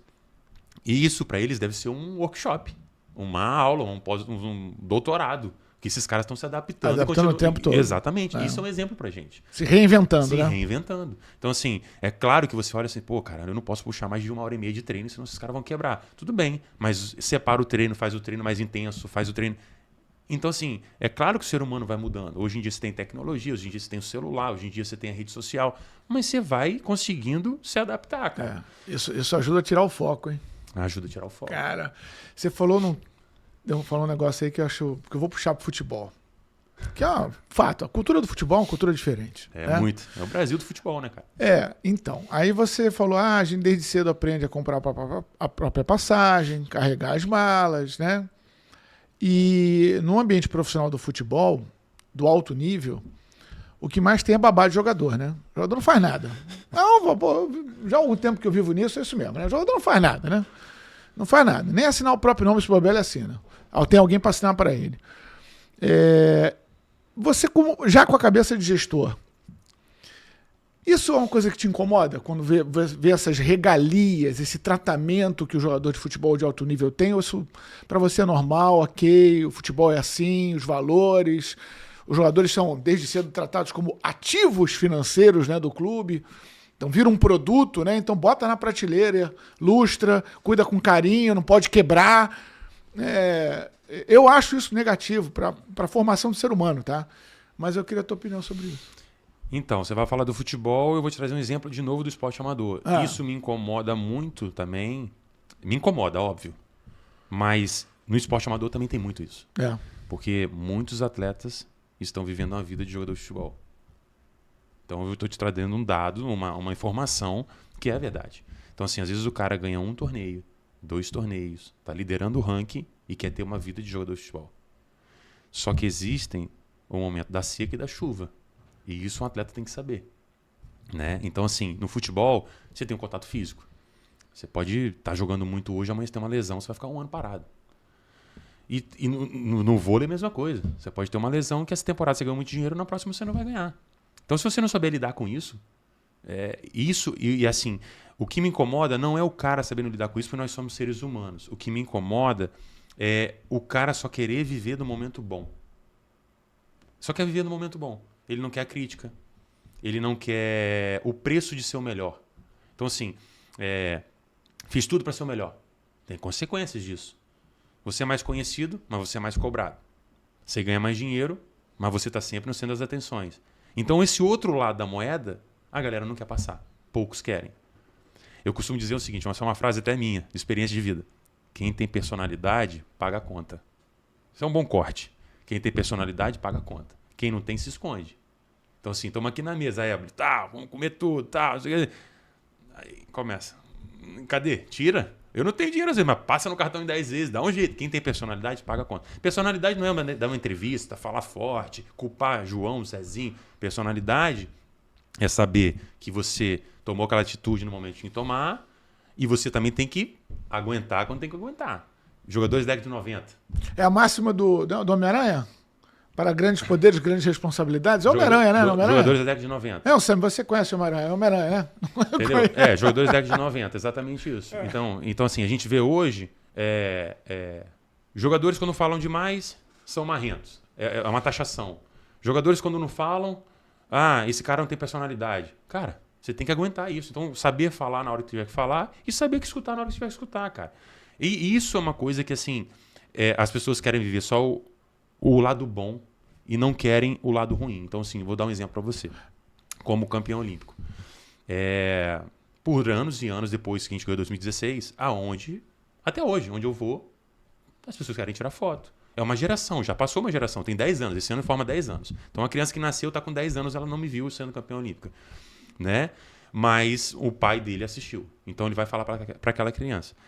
Eu conheço atletas que não têm paciência para tirar uma foto, que não têm paciência para conversar com o pai. Uma coisa que eu não gosto, e isso é da minha personalidade, é falta de educação. O resto, eu paro. Às vezes eu estou com minha filha no supermercado, fazendo compra que eu gosto hoje, numa vida pós-carreira, e eu chego uma pessoa e falo, você pode tirar uma foto? A minha filha me pergunta, papai, tá tirando foto? Papai jogou, ela já viu alguns jogos. Então ela entende, já estou inserindo ela. Outra coisa, a pessoa, não quero isso. Mas ele quer o quê? Ele quer, às vezes, ir para uma festa e conseguir.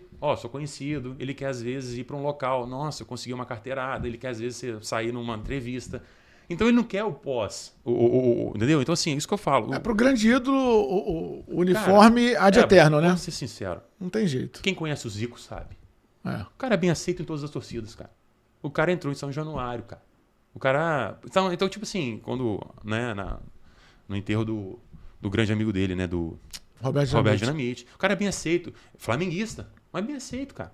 Então, assim, isso é o maior exemplo que a gente pode ter. Então, lembrando, somos seres humanos, temos dias não muito bons, mas, cara, é o preço, cara. Então, eu vejo muito isso, as pessoas se escondendo muito atrás de uma rede social, vendendo na rede social o que não é.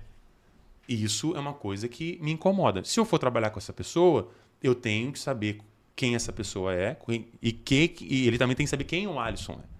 Entendeu? Eu sempre joguei limpo com os meus parceiros, com quem eu trabalho e com quem eu vou trabalhar no futuro. Eu acho que isso é a essência do meu DNA, dos meus valores. Isso é importante as pessoas saberem onde eu vou entrar. Então, se um dia você me chamar para trabalhar numa área de gestão, as pessoas têm que saber quem eu sou, os meus valores e aonde eu posso mexer, o que eu tenho que fazer. Eu vou fazer isso? Vou. Então eu estou aqui. Não, você não vai fazer nada, só vai ser só sua figura pública. Então eu não entro nesse projeto, porque você vai usar a minha pessoa. Eu gosto muito disso. Gosto de ser direto, sincero. E tudo também é isso, é adaptável e você vai se moldando. Então, você sempre se comunicou muito bem, né? A gente está vendo aqui nesse bate-papo e em tantos outros que a gente fez. Isso também não é uma característica comum, né, no universo esportivo, e voltando até para o futebol, até por uma questão de formação cultural, acesso à educação. Então, você falou assim, quando tem que falar, tem que falar. Mas eu acho que tem que estar preparado para falar. Isso aí. E aí não tem um gap aí de formação? Total. A falta de preparo, colocar o jogador, o atleta, a jogadora, diante dos holofotes, exige um preparo. Vamos lá. Muito boa. Vou trazer uma informação para você. Uns exemplos. Diego Ribas fez o mesmo caminho que todos os atletas. Como é que se comunica? Corporalmente, sempre bem fisicamente, sempre bem vestido, sempre falando bem. Aproveitou a oportunidade de morar na Europa, culturas diferentes. Quantos jogadores como ele tiveram essa mesma oportunidade? Quantos quiseram aprender e não ficaram no videogame? Quantos quiseram aprender e não ficaram só na festa? Você acha que ele não fez festa? Você acha que ele jogou videogame? Você acha... Cara, cada um faz sua escolha. Cada escolha é uma renúncia. Então, assim, do mesmo jeito, eu saí de casa com 16 anos, cara. Tive que trancar minha faculdade. Antigamente a gente tinha ensino à distância. Mas eu fui pegando nas pessoas que estavam à minha volta. Então, assim, quando eu vim para o Rio de Janeiro, eu falei, caramba, isso que é uma equipe. 14 pessoas trabalhando aqui com a Letícia. Braceiros, assistente técnico. Saía dali, tinha fisioterapeuta. Eu falei, que é isso? Um Real Madrid do vôlei de praia. Então é isso. E por anos eu tive isso. Eu falei, opa, quando eu voltar para a Vitória, eu quero ter isso. E quando eu apresentei isso para a Vitória, o pessoal falou, que é isso, cara? Esse cara é revolucionário, está trazendo isso para a Vitória. Hoje, todo o centro de treinamento é nessa linha. Né? Então é isso. As oportunidades estão aí, cara. Não vou falar isso só porque ele está aqui na minha frente. Eu tenho 18 anos que eu trabalho com o Sami. Foi uma aposta dele em mim. Então, assim, quantas vezes que eu errei? E ele foi falando, Alisson. E tem uma frase que eu carrego muito boa dele, que eu carrego sempre isso, não é porque ele está aqui, não. Nós vamos trabalhar junto. Mas também é porque ele está aqui. Porque ele merece ouvir elogio, porque ele é bom pra caramba. Nós vamos trabalhar junto. Eu falei isso para ele ano passado quando eu aposentei. Eu falei, nós vamos trabalhar junto, mas eu não vou ser seu assessor para te botar no camarote de Salvador. Eu vou ser seu assessor para trabalhar com você e para a gente crescer junto. Já era gigante ele. Então é isso. E se pintar o camarote é bacana também, né? Claro, adoro. Já falei aqui de chiclete banana, adoro. Mas enquanto joguei, não fui. Mas assim. Mas é isso, é assessorar. Então, não é teu secretário, né? Assessorar. Aí eu te falo. Aí eu te falo. Fui jogar com o Emanuel, um outro exemplo. Cara, 14 anos mais velho. Eu saía de bermuda e chinelo. Eu ia fazer um evento, o cara botava calça jeans, uma camisa polo do patrocínio, tava sempre no horário, chegava 20 minutos antes. Eu falei, que esse cara ganhou tudo, tá fazendo isso, irmão? Comportamento. Aí eu, colei nele e falei, eu vou no vácuo desse cara aqui, irmão. E fui. Então fui aprendendo. Porque ele foi me mostrando com experiência e me mostrando com atitudes que é isso. E é exatamente isso. Até porque, Alisson, assim, a gente vive a era dos influenciadores digitais. E assim, os grandes influenciadores desde sempre são os ídolos. Então você desde sempre, desde quando você começou a ganhar uma visibilidade, você já era um influenciador. Exatamente. Aí vamos lá. Isso não quer dizer que você não pode ter o cabelo descolorido. Isso não quer dizer que você não pode botar uma roupa... A tua personalidade. Você tem que seguir a sua personalidade. Por isso que eu falei. Mas você tem que saber onde você quer chegar.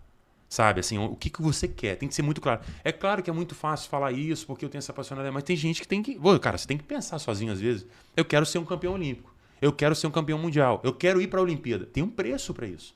Isso que eu estou falando. Tem um caminho para isso. Mas só querem andar numa estrada sem trânsito. E na hora do trânsito, na hora da chuva, e na hora da... tiver acabando a gasolina. Vai ter muitos mais momentos assim do que momentos bons, cara. Então, assim, você acha que... Eu sempre falo isso pra minha esposa. Você acha que em certos momentos eu não queria estar invisível, cara? Assim, só assim, num lugar cheio de gente que, só curtindo com vocês? É óbvio, eu sou um ser humano. Mas é um preço, cara. Isso tem um preço. Então é isso que eu de boa. Então eu sempre falo isso. Tem muitos burnouts acontecendo. Óbvio, é uma doença hoje, doença mental, mas tem muita gente que procura isso, quer ser famoso de qualquer jeito, quer ser famoso, acha que vai se tornar milionário em um mês, em um ano, para não trabalhar mais na vida. E o preço disso? Tem um preço alto, cara. Um preço alto, que as pessoas não olham o outro lado. Administrar tudo isso não é simples, né? A gente também está vivendo, como você falou, uma onda grande de atletas de ponta, né? Buscando a estabilidade mental, né? Total. E tem que ter. Buscando até um período sabático para um reequilíbrio mental, porque até mesmo em função da exposição cada vez maior por causa da plataforma digital, de todas as redes, né? A pressão ela chega de diversas formas, né? Tá pesado, hein, cara? Pesado, pesado. Tá Eu passei realmente a transição. No meu primeiro ciclo olímpico ali, a rede social estava começando a crescer, que foi, eu posso falar o nome do Instagram, né? Surgi, eu lembro das minhas primeiras fotos postadas no Instagram. Depois veio o YouTube, veio todo mundo assistindo no telefone, mas 2020/21 foi onde o mundo virou. Porque foi o primeiro Jogos Olímpicos online. Online, você não tinha público presente, então o cara não sabia. Vamos dar um exemplo. Nós perdemos um jogo das quartas de final para ir para uma semifinal contra o time da Látvia. O cara não sabia o calor que estava ali, cara. A umidade. Explicando para as pessoas, isso não foi desculpa. Nós perdemos o jogo. Eu não joguei bem. Nós perdemos o jogo. Mas era como fazer um exercício numa sauna úmida. Cara, umidade 90%, cara. Você se afogava. Eu não conseguia respirar. Ah, mas o outro time é da Látvia, é no frio. Tudo bem, eles estavam melhor naquele dia, se adaptaram melhor ao ambiente. Eu não. Eu sentia muito calor. Eu fiquei... Sabe, a minha respiração ficou ofegante, eu não consegui concentrar. Era uma Olimpíada que não deveria ter acontecido? Eu não teria feito. Se eu fosse o cara de tomar essa decisão, eu não teria feito. Sinceramente. Foi uma Olimpíada que uniu os povos. Uniu o mundo contra o Covid. Mas foi uma Olimpíada muito massacrante mentalmente. Tanto é que existe uma consequência de tantos atletas que tiveram problemas mentais, né, burnouts pós-Olimpíada. Bruno, só para as pessoas entenderem, nós fizemos todos os testes antes de viajar para o Japão. Tomamos todas as vacinas. Sempre um dia como se fosse o último. Chegando lá, todos os dias a gente fazia o exame de Covid. Todos os dias na vila. Exame de Covid, ia para o laboratório e voltava. Esse tempo que a gente acordava, fazia o exame, ia tomar café, e até umas 10 da manhã, era assustador. Assustador. Porque eu poderia sair das Olimpíadas. Então, assim, nós chegamos 10 dias antes, entramos na vila faltando 5 dias para o torneio. No dia seguinte que a gente entrou na vila, a gente ia fazer um coletivo contra o time da República Tcheca. Encontramos com ele na distância que eu tô de você até amanhã. À noite saiu o resultado da República Tcheca que eles estavam com Covid. Se a gente tivesse treinado junto, a gente tinha pego Covid. Porque o suor da bola bate nos braços. E aí? Pum, os caras ficaram isolados, jogaram só o último jogo, foi WO. O último jogo eles jogaram porque eles falaram assim, poxa, a gente quer pelo menos jogar um jogo dos Jogos Olímpicos. Eles jogaram, eles não estavam na minha chave. Cara, como é que é? Você se sentiu usado? Assim, usado como assim, uma necessidade comercial, uma necessidade de você passar uma imagem de que, olha, o mundo precisa voltar à normalidade, vamos colocar esses atletas para dar entretenimento. Não, usado é uma palavra muito forte, usado. Mas assim, eu não teria feito no sentido assim, cara, foi uma guerra. O Covid foi uma guerra mundial. Ele separou povos, ele separou pessoas, ele destruiu o mundo. E as Olimpíadas foi ótimo, porque foi usada para unir, pacificar o mundo. Mas já tinham países que já tinham saído do Covid, tinha países que estavam passando a onda do Covid ainda. Não tinha ambiente.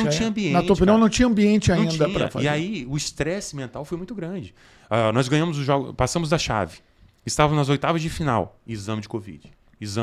E eu reuni a equipe uma hora, a gente estava no refeitório, tinha isolamento no refeitório, tinha placas assim, eu comia com meu parceiro, tinha uma placa que era limpada toda hora, eu conversando com ele. A gente estava preso.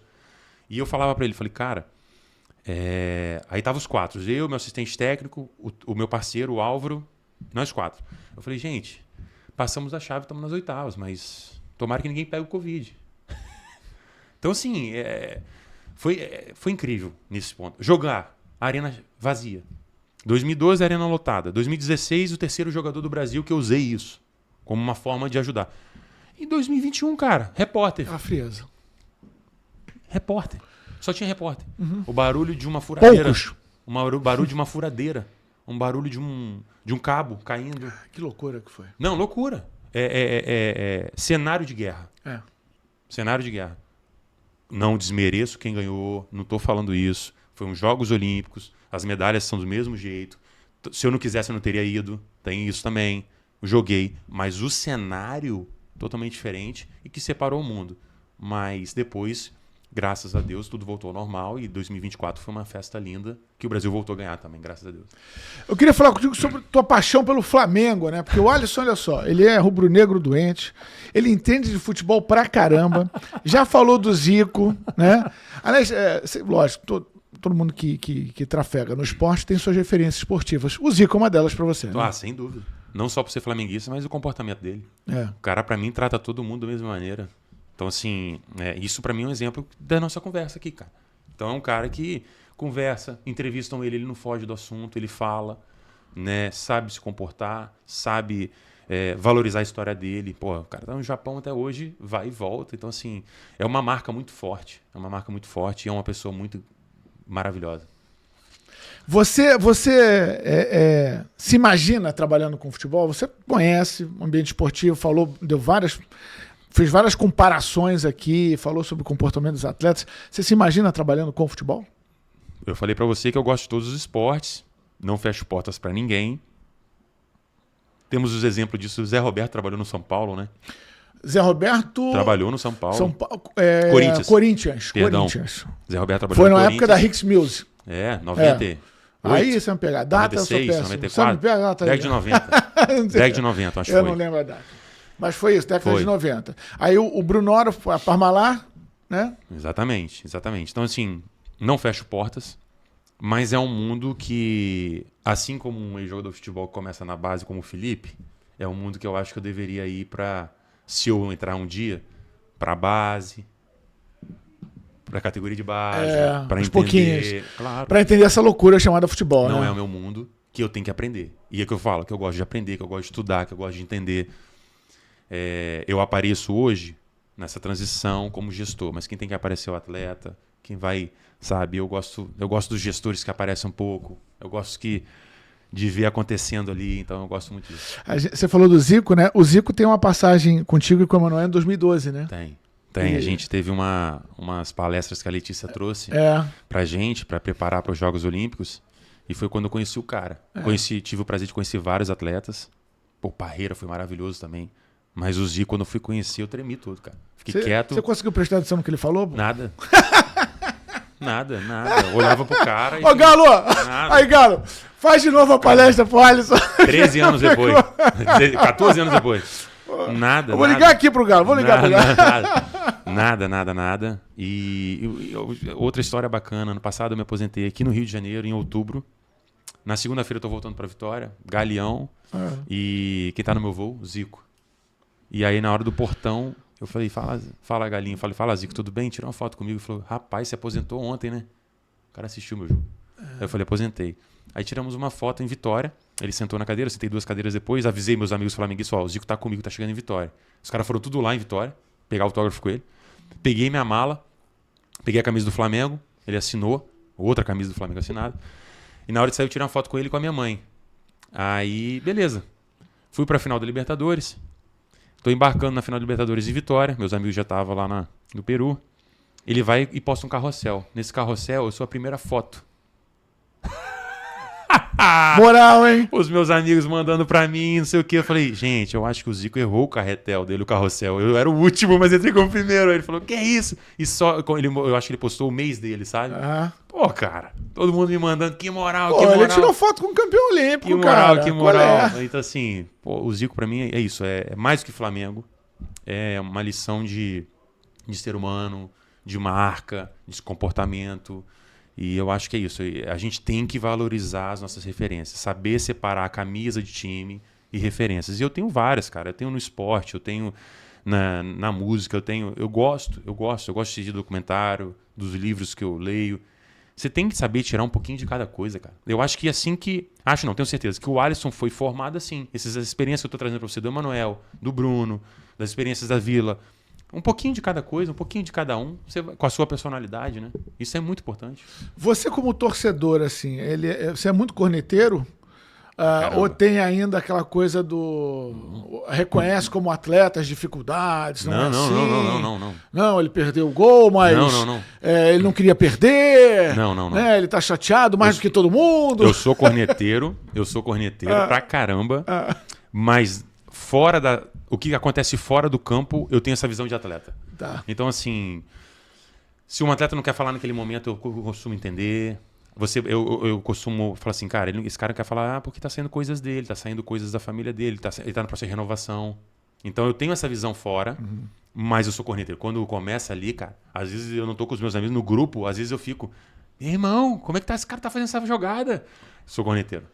É porque o futebol ele tem as relações são diferentes, né? Elas são muito perecíveis porque você tem uma paixão que sobrepõe a tudo, né? A rotatividade de técnicos no futebol... Cara, desculpa, isso não é normal, né? Não é normal.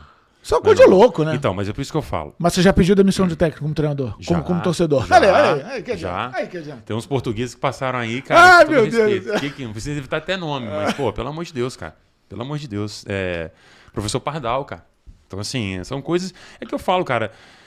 É muito difícil, né? Gerir, assim, 32 cabeças, 30 cabeças, mas, assim, você não vai agradar todo mundo. Os que são titulares vão te amar. Os que estão entrando vão desconfiar de você e os que não estão entrando vão te odiar, né? Mas assim, cara, você não pode de repente vir numa espinha dorsal. E o que eu falo sempre isso, eu levo também para a área da gestão. Você vai entrar agora num mundo novo, no mundo da gestão. O ego é bom, cara, quando ele é controlado. No esporte de alta performance é importante ter ego, mas controlar ele. Então assim, o que acontece muito com esses técnicos, com esses gestores quando chegam em projetos novos? Eu vou fazer algo diferente. A roda é redonda, vou fazer ela triangular. Bicho, não vai dar certo. Então, assim, o cara chega num projeto e fala assim, vou reinventar o esporte. A gente vê toda hora mudanças disso. Mudança de calendário, mudanças de estilo de jogo. Agora uma regra nova. Pode atacar com toque. Pode fazer isso. Calma aí, cara. Por que o tênis continua vendendo ingresso? E é um esporte que não se mexe há mais de 100 anos. Fica na televisão fechada, porque dura mais tempo, a grade de trabalho. Tudo bem, mas ela não deixa de ter Ibope. Ela não deixa de ter fã. Olha aí, Rio Open, olha aí os torneios, não deixa de ter gente. Então, assim, valoriza o passado, valoriza os atletas do passado. Então, isso, eu acho que o ego é sinistro. Então, assim, esses caras que chegam, não, porque agora eu tô chegando com a chave do vestiário, vou reinventar. Eu não dou 6 meses pra esse cara. Agora, quando o cara chega e fala assim, olha, eu vou botar meu trabalho aos poucos. Felipe Luiz fez isso. Cara, vamos ser sinceros. Leonardo Jardim. O que ele fez agora em todas as entrevistas dele? Falou, valorizou o Felipe. O cara é malandro, cara. O cara sabe lidar. O malandro que eu falo assim no sentido assim, o cara é experiente, cara. O cara vai reinventar a roda agora. Vamos deixar na final do Fluminense. Botou mesmo o time do Felipe para provar que algumas coisas não estavam dando certo. Renato Gaúcho já chegou ganhando o vestiário do Vasco. Renato Gaúcho toma essa fama de boleiro. Renato Gaúcho sabe muito de futebol, cara. Então, assim, aonde ele vai, ele tem um bom trabalho. Só que... Ele tem uma semelhança contigo, adora praia. Adora praia. Ele é com o pé... Mas ganha essa fama, eu concordo contigo. Não, mas... é algo pejorativo.